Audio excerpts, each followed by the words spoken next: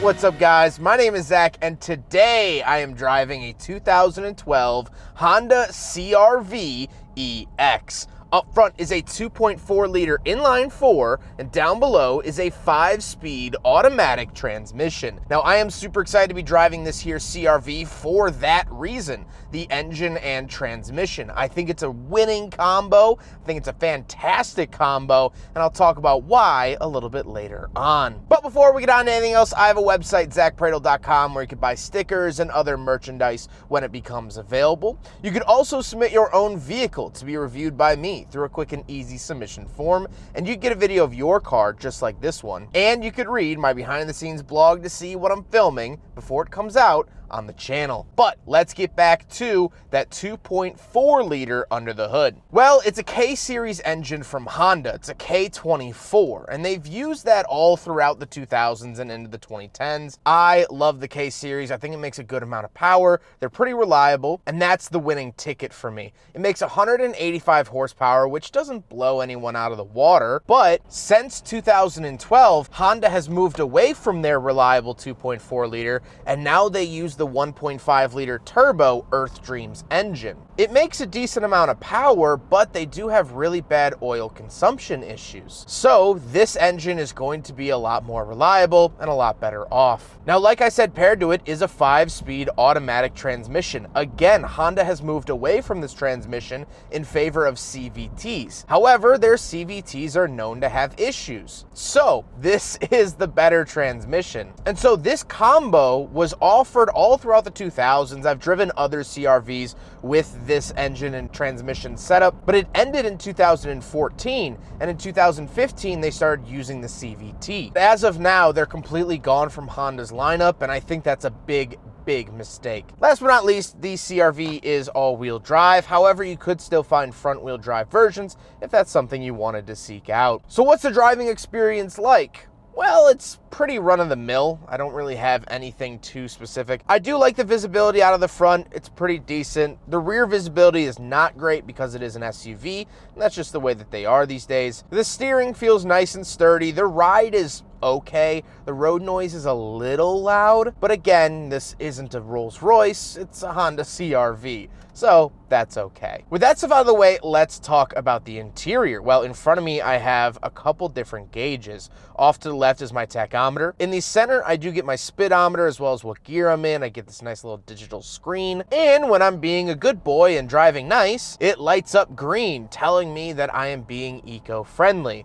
And I like that little feature. Then off to the right, I have my coolant temperature and fuel. On the steering wheel, on the left, I have my volume and skip track, as well as my pages, menu, and phone options. And then off to the right, I have my cruise control options. You are going to see some wear and tear here. Now, this vehicle does have 157,000 miles, and this is really the only point in the interior that looks worn, the Honda badge and the button off to the left. If you have long nails mixed with the fact that they use kind of cheap plastic coatings, these are going to rub off on pretty much any Japanese vehicle from this era. I know Mazda had the same issue with their CX-5 of the same year, so pretty much par for the course, and if that's my biggest complaint about the interior, I'm doing pretty good. Off to the left, I do have a climate control vent. I have my Econ button, which will help get better gas mileage, and then my traction control off button. Moving on to the door, I have my power mirrors, power locks, and power windows, all very simple there. And then moving into the center, I get a really small screen up top. Small by modern standards. Modern Hondas have such large screens now that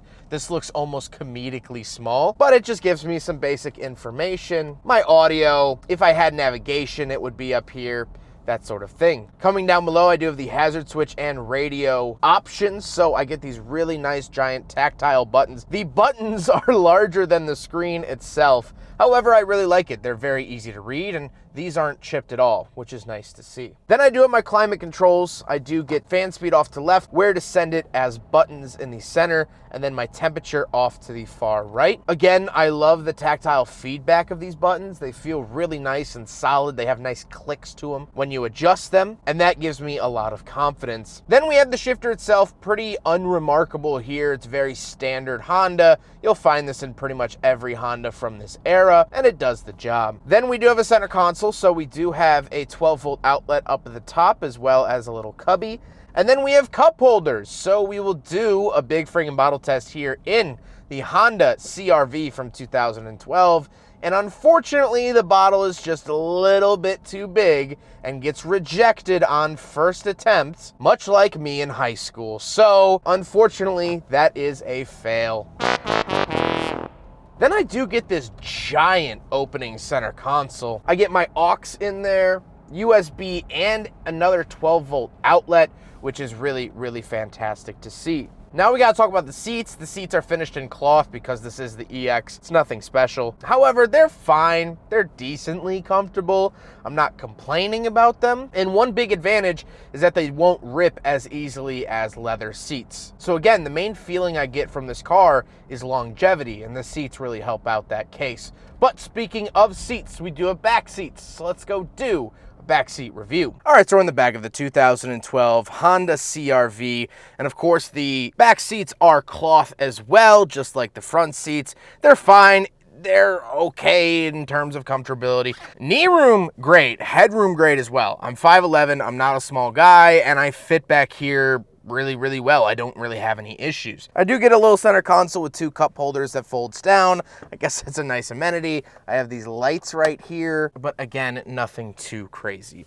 Let's hop out. We'll take a quick look at the trunk and cargo space, and then we'll talk about the looks. All right, so we're on the back of the CR-V. I apologize, there's a dog park behind me, so if you hear some barking, don't be alarmed. But once we are in the back of the CR-V, we do have some nets, some cargo nets, some nice privacy covers over here. We have some little tabs here, and these will actually release the back seat and put them down like that, which is really, really nice. I, of course, have another one over here for that chair. I also do get a spare tire, which is really nice to see. But overall, definitely what I would love to see from a CR-V. Now we gotta talk about the looks, and this era of CR-V is definitely not my favorite. I think it's very, very bland. I think it's kind of boring the way they styled it. It almost seems like they took a older gen CR-V and put it in a rock tumbler for a couple of months to make it all smooth and shiny. But hey, the car does the job, so I can't complain about how it looks. So with all of that being said, what are my final thoughts? How do I feel driving this CR-V? Well, first of all, I want to get it out there. I love the CR-V. Even the modern CR-Vs, oil consumption issue and CVTs aside, they are good cars. I like them. I think they serve a very good purpose, and Honda sells a boatload of them a day, so you can't really deny that. However, this to me is a very, very special CR-V because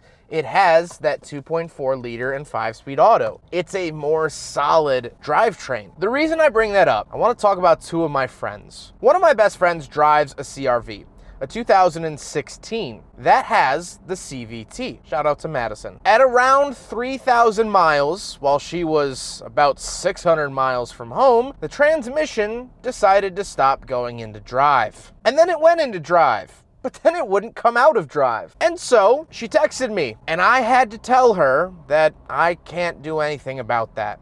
You're gonna have to take it to the dealer and see what they say. And what they said is that she needed a new transmission. Luckily, her warranty completely covered it, but that was a hard conversation to have. 3,000 miles, and the CVT gave out. Now, similarly, my friend Felix owns a vehicle with the 1.5 liter turbo. Again, what the CR-V was switched to. And we were chatting the other night, and he told me that it consumes about a quart of oil between oil changes. His car at the time was 4 years old. It might be 5 years old at this point. It's 2018. But that shouldn't be happening. He had 50,000 miles on the car and it was drinking a quart of oil. Still is to this day. And so with those 2 stories put together, it really makes me worry about modern CR-Vs. So that's why I was looking forward to driving this solid little thing. You know, one of my favorite places in the world is Mackinac Island, Michigan. It's an island between the mainland and the Upper Peninsula where there are no cars allowed. The whole island is stuck in the 1800s. If you want to get around, you have to bike or get on a horse and carriage. It's one of the most surreal,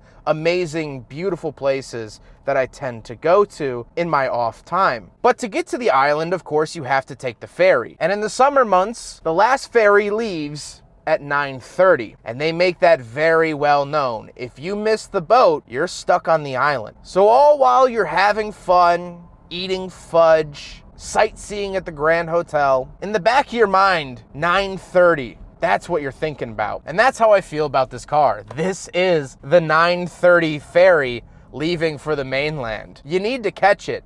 But if you don't, it's not gonna be the end of the world. You're just gonna give yourself a lot more problems than you really need. So don't be a fool and don't miss the boat.